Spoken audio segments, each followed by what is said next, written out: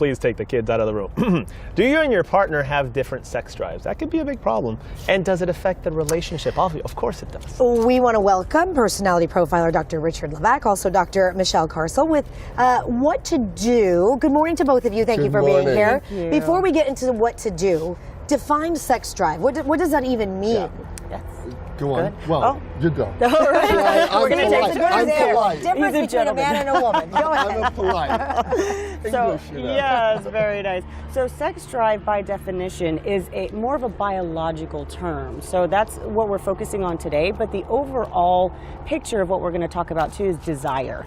But yes, think of it as biological terms. And it is the desire to connect intimately.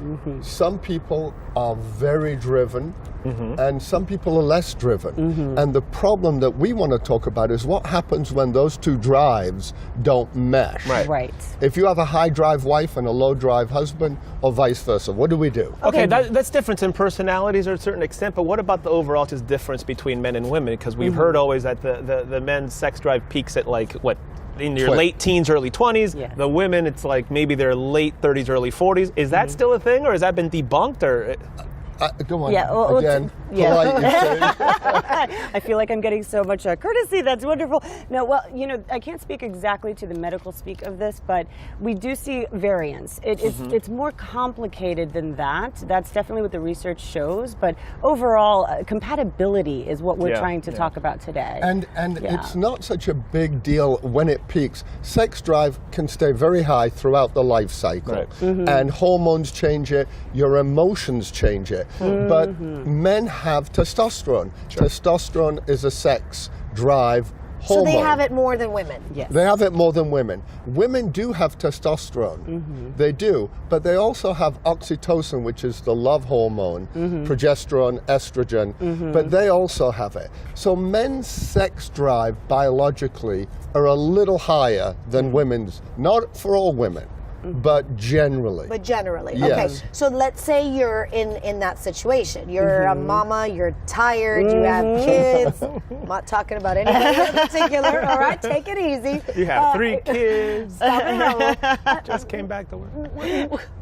What do you do? What do you do? I mean, is it a medication thing? Is it in the mind thing? How do you deal with it? Great question. There was actually a research study that talked a little bit about sexual satisfaction and marital satisfaction. And what we found in over 80 couples that did this survey, they found that women and men, it's communication, talking about what your likes are, where you are in the moment, what makes the chemistry work in those times. And also there are other things that we can do and we can communicate about. The drive, is it just the drive? No, it's more complex than that. How's the relationship? Are you angry at your partner? Are you happy with your partner? That plays a big part. What about routine and like you get into a rut after you've been married for 5 years, 10 years, 15 years, whatever it may be?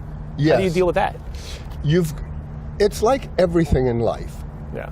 You put on £1 pound a year after the age of 35, unless you are careful. It's the same with sex drive. You've got to maintain your connection and the spiciness and the adventure. Sure. And both partners have to work on that. That's the key. Yeah, That's the key. It's the key. Yes. Easier said than done. When you're married, you have kids, you're working, you're doing all of that stuff. It makes it more challenging. It's true. I know a lot of couples that schedule it in. They put it in their calendar. That works. Get the kids off to the park on a Saturday afternoon. Scheduling works? Scheduling goes off, works. ding. Unless you have performance anxiety, which some men do, and they don't want. But schedule it. You don't actually have to be intimate. Just go to bed, take a nap, and being together actually increases sex drive unless you're fighting. So if you schedule it, that's a great idea, but what about, where does the mood come into play? Because sometimes somebody is in the mood and somebody is not in the mood, and you schedule it, it's like, oh, it's 11:30, okay. Yes. But I think, go on, you have something to say? No, go ahead. Okay, you see, we're so polite. Yeah, we're so cool. I think what you have to do is to say the mood will come. You don't have to wait till you're in the mood to go.